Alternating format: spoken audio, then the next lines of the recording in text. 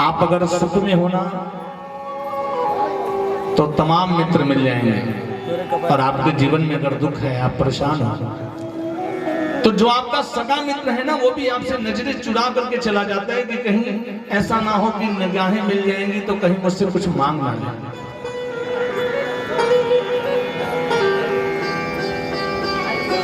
सज्जनों, जहां सुदामा जी की बात आती है, सुदामा जी को लेकर के लोगों के मन में बहुत सारी भ्रांतियां हैं।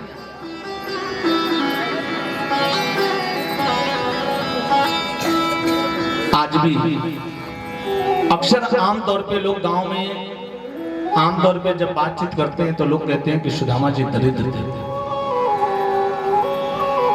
मैं आपको बताऊं सज्जनों, सुदामा दरिद्र नहीं था। दरिद्र होना और गरीब होना ये दोनों अलग अलग चीजें हैं। किसी अरबपति व्यक्ति को दरिद्र कहा जा सकता है, लेकिन सुदामा जैसे ब्राह्मण को दरिद्र नहीं कहा जा सकता। दरिद्र की परिभाषा होती है दरिद्र असंतुष्ट, जिसके मन में संतोष नहीं है वही दरिद्र है। हमारे पास अरबों की संपत्ति है लेकिन मेरे मन में संतोष नहीं। हम सोच रहे हैं कि थोड़ा और मिल जाता, थोड़ा और मिल जाता, और ऐसे थोड़ा थोड़ा के चक्कर में पूरा जीवन समाप्त कर देते। सुदामा जी बचपन से विरक्त है। सुदामा की इंद्रियों में विरक्ति है। सुदामा परम जितेंद्रिय है। सुदामा के मस्तिष्क पे तेज चमक रहा है। सुदामा जी ने अपने जीवन में कभी एक बार भी भिक्षाटन नहीं किया। पूरे जीवन में सुदामा ने कभी किसी से कुछ मांगा नहीं है। सुदामा जैसा ब्राह्मण इस संसार में न कभी हुआ है और न कभी होगा। आप विचार करिए कि जिस सुदामा के पैरों को स्वयं लक्ष्मीपति भगवान विष्णु बैठ करके अपने हाथों से धुल रहा है, वो सुदामा दरिद्र कैसे हो सकता है?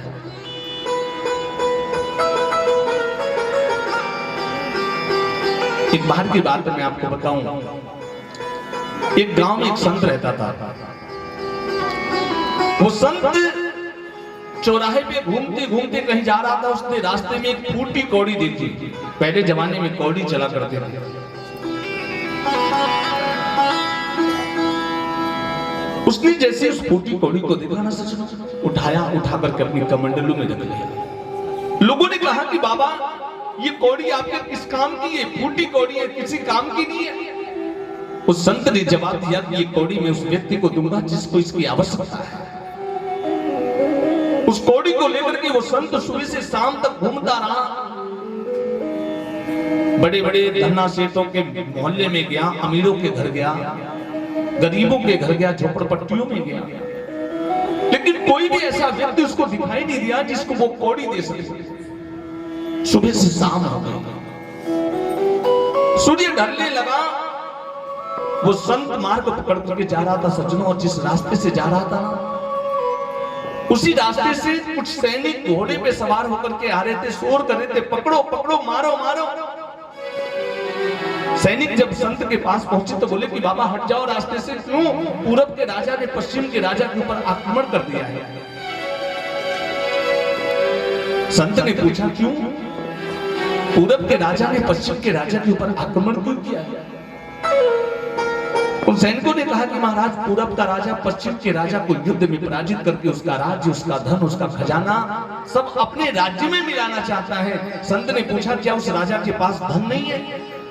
क्या उसके पास खजाना नहीं है? सैनिकों ने कहा महाराज है, उसके पास बहुत खजाना है, लेकिन वो राजा और भी अमीर बनना चाहता है। संत ने कहा अब तो मैं बिल्कुल नहीं हटूंगा, क्योंकि सुबह से अभी तक मुझे जिस व्यक्ति की तलाश थी ना, वो व्यक्ति अब जाकर के मुझे मिला है। संत उसी मार्ग में खड़ा रहा। पीछे से जब राजा आया ना, तो संत बिल्कुल सामने खड़ा हो गया। राजा को लगा कि मैं युद्ध करने जा रहा हूं, ये संत मुझे आशीर्वाद देने के लिए रुका है। उस संत ने कहा कि राजन अपना दाहिना हाथ बाहर निकालो। राजा ने जैसे दाहिना हाथ बाहर निकाला, संत ने अपनी कमंडलू से वो फूटी कौड़ी निकाली और राजा के हाथ पे रख दिया। ये देख करके राजा बड़ा गुस्से में झल्ला करके बोला, तुम मेरा अपमान करते हो, मैं इस फूटी कौड़ी की क्यों? तो संत ने हाथ जोड़ करके कहा कि महाराज नाराज मत होइए, आप इस फूटी कौड़ी की योग्य नहीं है, लेकिन ये कौड़ी ले जाकर के अपने खजाने में मिला दीजिएगा। आज से आपके खजाने में एक कौड़ी और बढ़ जाएगी। राजा के समझ में आ गई बात, राजा वहीं से वापस हो गया। मेरे कहने का मतलब सिर्फ इतना है सज्जनों कि जब आवे संतोष धन, सब धन दूर ही समान। मुझे कुछ नहीं चाहिए। आप विचार करिए कि हम सोचते हैं कि हम अपने जीवन में इतना बड़ा मकान बना लें, इतना बड़ा घर बना लें। आपने कभी ये नहीं सोचा आप चाहे 50 कमरे का भी मकान बना लो, लेकिन मुझे रहने के लिए एक कमरा ही चाहिए। मुझे सोने के लिए एक ही बेड की आवश्यकता है, 50 बेड की आवश्यकता नहीं है। अगर मेरे घर में 50 बेड हो तो क्या हम सारे बेडों पे सोएंगे? सो पाएंगे? हमें सोने के लिए एक बेड की आवश्यकता है, एक छोटे से मकान की आवश्यकता है। हम अपनी इच्छाओं को इतना बढ़ा लेते हैं, इतना बढ़ा लेते हैं कि जीवन में कभी पूरा ही नहीं होता है और हमेशा जीवन में घटा ही रहता है। सुदामा के पास रहने के लिए अच्छा सा मकान नहीं है, सुदामा को खाने के लिए घर में भोजन नहीं है। सुदामा जी के छोटे छोटे बच्चे हैं, उनकी पत्नी का नाम सुशीला है। सुदामा के घर में इतनी गरीबी है, इतनी गरीबी है सज्जनों कि आज अगर भोजन बना है तो कल सुबह चूल्हा जलेगा कि नहीं जलेगा इस बात की भी गारंटी नहीं है सुदामा के पास। सुदामा जी ने अपने पूरे जीवन में कभी किसी से कुछ मांगा नहीं है। बहुत पहले मैं बहुत छोटा था, मुझे याद भी नहीं आ रहा कि मैं कौन सी क्लास में पढ़ता था उस समय। तब मैंने हिंदी की पुस्तक में पढ़ा था कि औरन को धन चाहिए, ब्राह्मण को धन केवल भिक्षा।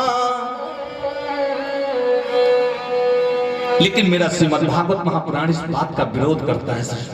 अगर कोई व्यक्ति ब्राह्मण है, ब्राह्मण को भीख मांगने का अधिकार नहीं है। और अगर कोई व्यक्ति ब्राह्मण होकर के भिक्षाटन करता है, भीख मांगता है, तो उस व्यक्ति का ब्राह्मणत्व समाप्त हो जाता है। ब्राह्मण के कर्म बताए गए हैं, ब्राह्मण उन कर्मों से सुसज्जित होता है। ब्राह्मण का कर्म है यज्ञ करना, यज्ञ कराना, दान लेना, दान देना, विद्या अध्ययन करना और दूसरे को ज्ञान देना, ये ब्राह्मण के कर्म है। इन 9 कर्मों से सुसज्जित ब्राह्मण ही पूजनीय होता है, वही पूजन के योग्य होता है सच। और अगर उसके अंदर ये गुण नहीं है तो वो ब्राह्मण कहलाने के लायक नहीं है सच। मेरा वेद कहता है कि जन्मते जायते शूद्र, व्यक्ति जन्म लेने से ब्राह्मण नहीं हो जाता। ब्राह्मण कुल में जन्म लेने से कोई ब्राह्मण नहीं होता। वो व्यक्ति अपने कर्म से ब्राह्मण होता है। अगर उसके अंदर वो कर्म नहीं है, गुण नहीं है, तो ब्राह्मण पूजनीय नहीं हो सकता। ब्राह्मण तो हो सकता है लेकिन पूजनीय ब्राह्मण नहीं हो सकता। सुदामा ने अपने पूरे जीवन में कभी किसी से कुछ मांगा नहीं है, किसी के आगे हाथ नहीं फैलाया। आप विचार करिए कि हमारा भगवान से मात्र एक रिश्ता है, वो मेरा प्रभु है, मैं उसका भक्त हूं। और उसके बाद भी हम भगवान से मांगने में कमी नहीं करते। हम भगवान के सामने जाकर के मांगते हैं और भगवान पूरा भी करता है। सुदामा जी का तो भगवान के साथ 2 रिश्ते हैं। भगवान का मित्र भी है सुदामा, भगवान का भक्त भी है सुदामा। अगर सुदामा भगवान से मांगता तो क्या भगवान उसको नहीं देते? लेकिन सुदामा भगवान से भी कभी कुछ नहीं मांगा है,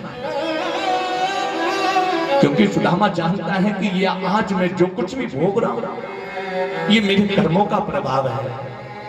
अगर आज मैंने भगवान से सुख मांग लिया ना तो आगे चलकर के ये दुख मुझे फिर भोगना पड़ेगा।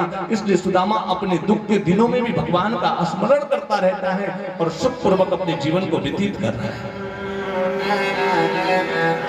सुदामा जी के जो छोटे छोटे बच्चे, एक दिन तो हद हो गई सज्जनों, 2 दिन हो गया, 2 दिन हो गया सुदामा के घर में भोजन नहीं बना। सायंकाल का समय है, सुदामा की पत्नी एक पत्तल में मिट्टी के पात्र में जल रख करके लाती है, तुलसी पत्र रख करके लाती है और सुदामा जी को दे के कहती है, स्वामी स्वामी भोजन कर लीजिए। सुदामा जब अपने हाथ में लेता है ना तो देखता है क्या है, उसमें जल रखा है, तुलसी पत्र रखा है, भोजन नहीं है। सुदामा ने उस तुलसी पत्र को उठाया, उस जल के अंदर डाला, भगवान का स्मरण किया तो दिया मस्त गोविंदम तुभ्यमेव समर्पयामि।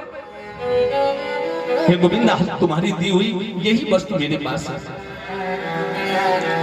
उस जल को ही सुदामा पान करने लगा। लेकिन जब रात्रि हुई, मध्य रात्रि का समय हुआ, तो सुदामा का मन अंदर से कचोट रहा है।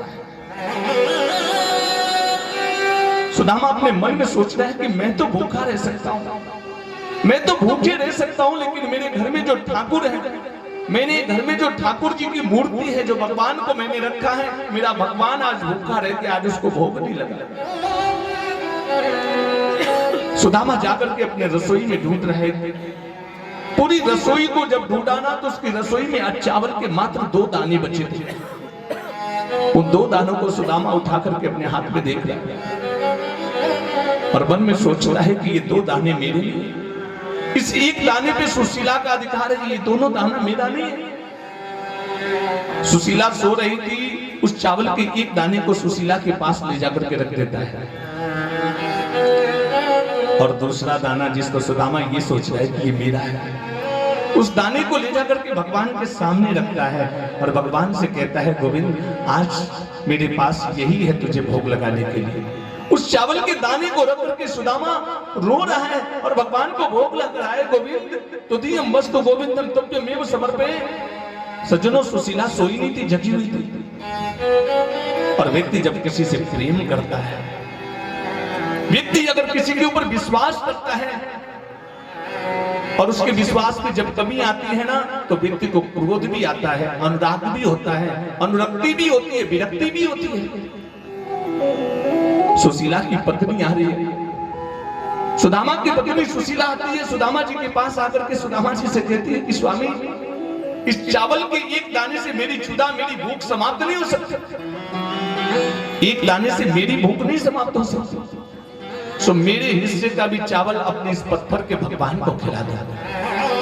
जिस पत्थर के भगवान को अपने घर में रखे हो, क्या इसको दिखाई नहीं दे रहा है? आज 3 दिन हो गए, चलो हमने नहीं खाया, लेकिन हमारे बच्चे भी भूख के मारे तड़प रहे। इस भगवान की पूजा करने से क्या लाभ? सो मेरे हिस्से का भी चावल इसको खिला दो, शायद मेरे हिस्से का भी चावल खा करके तुम्हारे इस पत्थर के भगवान का पेट भर जाए। सुदामा ने कहा, ठीक कहती हो देवी, ये पत्थर का भगवान नहीं है, ये पूरे विश्व की आत्मा है, और अगर इसका पेट भर गया ना, तो पूरे संसार के लोगों का पेट भर जाएगा। सुदामा सुशीला के हाथ से वो चावल भी लेके भगवान को समर्पित कर देता है। सुबेरा हुआ, प्रातः काल। सुदामा जी के छोटे छोटे बच्चे गांव में खेलने के लिए जाते हैं। दूसरे बच्चों को जब खाते हुए देखते हैं ना, तो 3 दिन से अन्न नहीं खाया है सुदामा के बच्चों ने।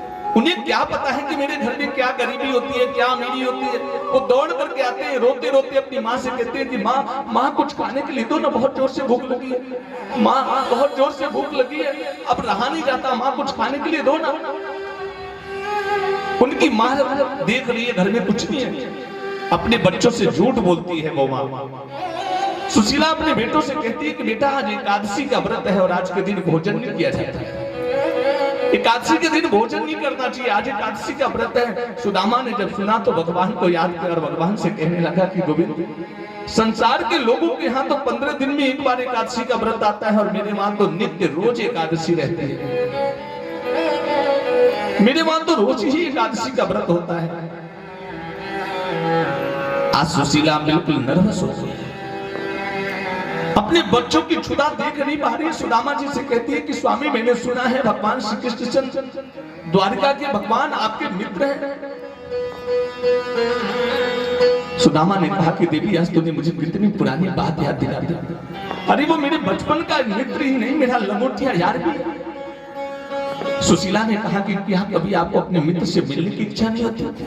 आपका मन नहीं करता कि अपने मित्र के पास चले जाएं? एक बार अगर आप अपने मित्र के वहां चले जाते ना, वो थोड़ी कृपा कर देते हमारे ऊपर, थोड़ी दया कर देते ना, तो हमारी गरीबी दूर हो जाती।